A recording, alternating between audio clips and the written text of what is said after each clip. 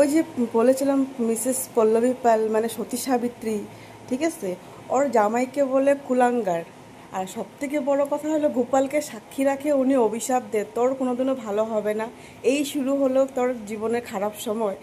সেই সতী সাবিত্রী ওর ফেসবুকে মানুষজনের কারণে হরিহ দি লতি ভেটা মাছ খায় ভাল পায়, চিকেন তান্দুরি খায় ভাল পায়,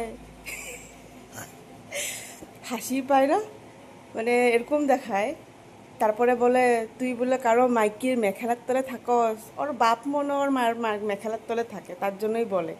ঠিক আছে, আর ফেসবুকে ওদের দুজনের ফটো কি বা একদম কোর্ট ম্যারেজের সার্টিফিকেট পর্যন্ত দিয়ে দিয়েছে, মানে এগুলো কি দেখাতে চায়? তারপরে দিকে সারাদিন অভিশাপেই দেয়।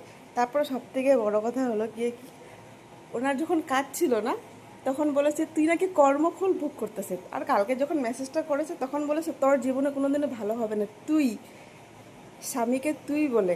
আর আমার ফটোটা যে দিছিলি, ওই ফটোটা আমি যে কে আসছিল, ওইটাও আমি আনতেছি ইউটিউবে, দ্বারা